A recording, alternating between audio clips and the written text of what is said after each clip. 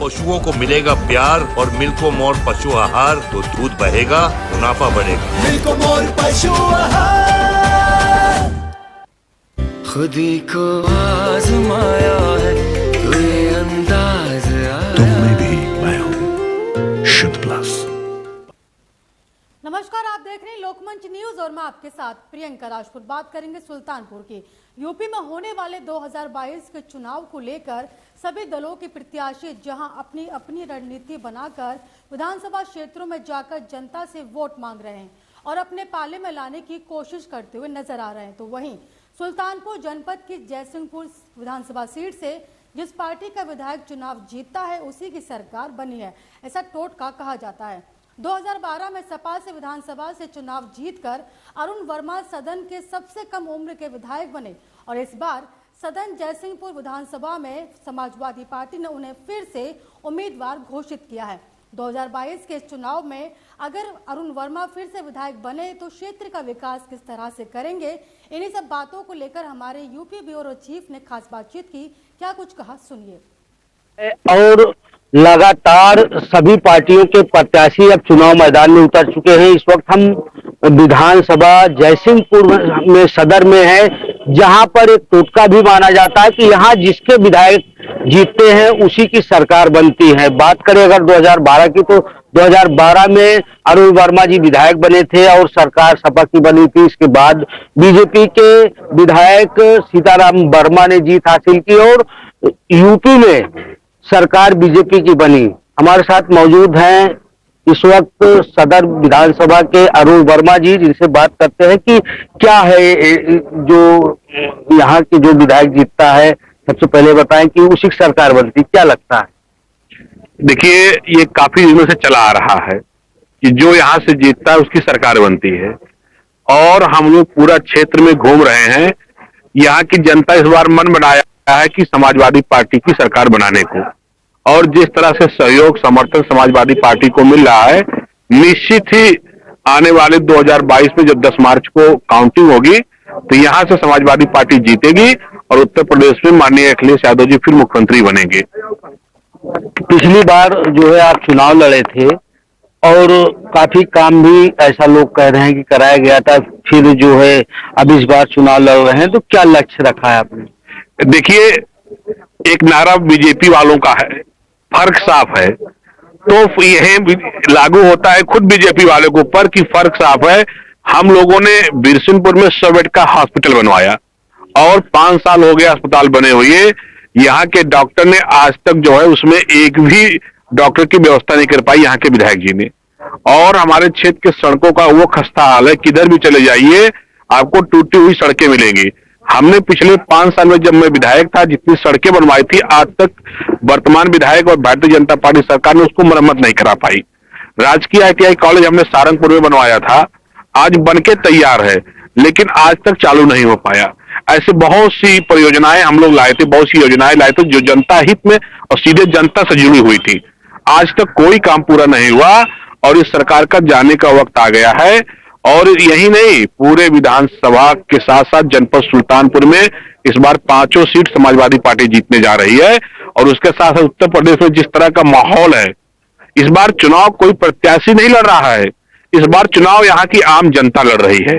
बस वो तारीख का इंतजार कर रहे हैं कि कितनी जल्दी 27 तारीख आवे, मुझे मौका मिले साकिर की बटन दबाने का और उत्तर प्रदेश से भारतीय जनता पार्टी की जो जंगल राज की सरकार है उसको यहाँ से उखाड़ को फेंकेंगे। बीजेपी कह रही है कि जो वादा किया हमने पूरा कर दिया, राम मंदिर का मुद्दा हो या फिर और भी कई दावे की जा रहे हैं, गरीबों को राशन देने की बात कर रहे हैं, तो क्या लग रहा है कि इसका असर जो है, जो हिंदू कार्ड बीजेपी खेल रही है, इसका असर पड़ेगा? देखिए, इस बार इससे कोई असर नहीं पड़ेगा। इनका जो मुद्दा था, इन्होंने जो वादे किए थे जनता के बीच, उस मुद्दे पे बात ही नहीं कर रहे हैं।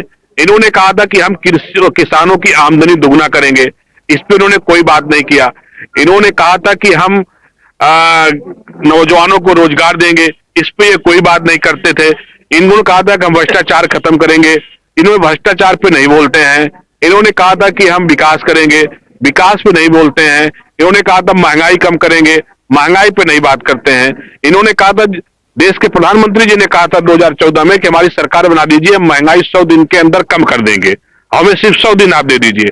जनता ने कई 100 दिन दिए, लेकिन जब ये बात प्रधानमंत्री जी ने कही थी तो उस समय डीजल का रेट 60 रुपए लीटर था, आज डीजल 100 रुपए पहुंच गया। उस समय पेट्रोल का रेट 65 रुपए था, आज वो 100 रुपए क्रॉस हो गया। और जब ये प्रधानमंत्री जी ने बात रखी थी उस समय रसोई गैस 400 रुपए में थी, आज 1000 में पहुंच गया है। आपका गिट्टी, सीमेंट, सरिया, मोरम कुछ भी ले ले, सब दुगना तिगुना दाम बढ़ गए हैं।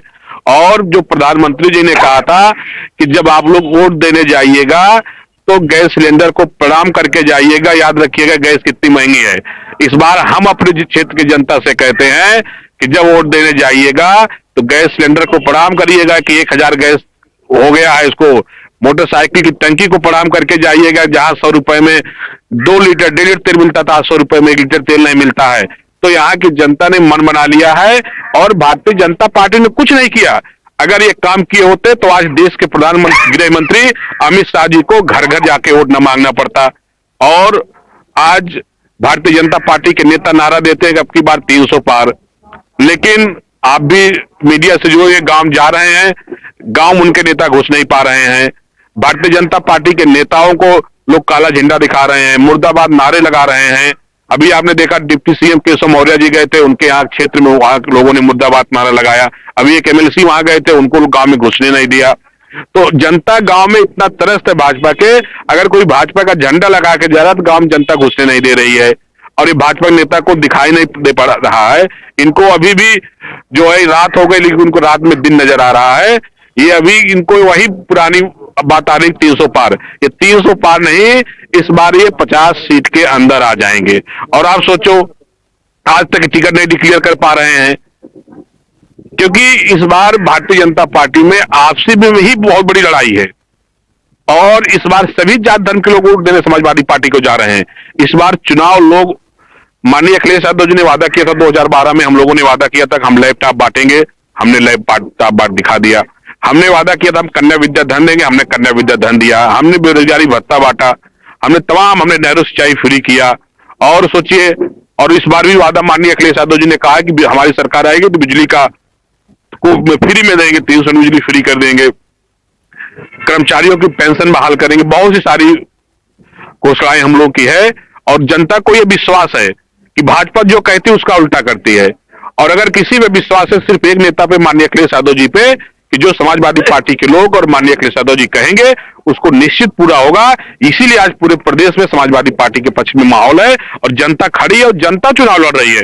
मैं तो जिस गांव में जा रहा हूं देख रहा हूं कि बहुत से ऐसे लोग जो है उनको हम पहचानते ही नहीं है, लेकिन वो समाजवादी पार्टी का हमारा प्रचार खुद कर रहे हैं, खुद प्रत्याशी बन के, खुद अरुण वर्मा बन के और खुद माननीय अखिलेश यादव जी बन के आदमी गांव गांव जा रहा, प्रचार कर रहा, डोर टू डोर जा रहा है। उससे नहीं मतलब चुनाव कौन लड़ रहा है, उससे सिर्फ यही मतलब है यहाँ चुनाव सिर्फ एक निशान, साइकिल निशान, एक चेहरा माननीय अखिलेश यादव जी का चेहरा चुनाव लड़ रहा है। अगर स्थानीय बात करें, स्थानीय मुद्दे की बात करें तो सड़क, आवारा पशु और सिंचाई है, इसको किस तरह आप देखते हैं? देखिए, जो स्थानीय मुद्दे पे आपने कहा सही है, क्योंकि मैं इस क्षेत्र से चुनाव लड़ रहा हूं, तो मेरी पहली प्राथमिकता होगी कि हमारे क्षेत्र के किसानों की आय कैसे दुगनी हो, हमारे क्षेत्र के नौजवानों को रोजगार कैसे मिले, हमारे यहां से कानून व्यवस्था कैसे ठीक हो, किस तरह से क्षेत्र का विकास हो। तो सबसे पहले हम लोग आज सोचो, धान जो है सरकारी रेट 1940 रुपया है, लेकिन किसी किसान का धान बच भी तो नहीं रहे हैं जानवरों से। मैं उसी बात पे आ रहा हूं, 10 से 12 रुपए किलो किसी का धान बिका नहीं। उसके बाद इतने साढ़ बछुए घूम रहे हैं। मैं तो भी कल एक गांव प्रचार करने गया था, मैं देखा एक किसान के खेत में गाड़ी खड़ी करके स्लो करके मैंने गिना, हमने गिनती करूं कितने साढ़ हैं। उस खेत में 15 बछुए चल रहे थे। मैंने कहा शाम तक इसको बैठा देंगे शाम। तो इसलिए साथ हम लोगों ने और सरकार, हमारी पार्टी ने इस तरह का निर्णय लिया है कि आने वाले में कैसे किसानों की आमदनी दुगनी हो, उसके लिए हम लोग को जो भी काम करना पड़ेगा उसको करेंगे। जी बिल्कुल, सपा प्रत्याशी अरुण वर्मा का कहना है कि जिस तरह से स्थानीय मुद्दों में किसान परेशान है, सिंचाई के लिए लोग परेशान है और कानून व्यवस्था को लेकर भी एक प्रश्न भी लग रहा है। और अगर बात करें बीजेपी की विधायक सीताराम वर्मा की, तो अगर सड़कों का हाल देखें तो खस्ता हाल है जयसिंहपुर में। वहीं दूसरी तरफ आवारा पशु किसानों की आय दुगनी के बजाय उनकी फसल भी चढ़ा रहे हैं। ऐसे में जनता क्या फैसला लेती है या तो समय ही बताएगा। आसिफ बेग, लोकमंच न्यूज, लखनऊ।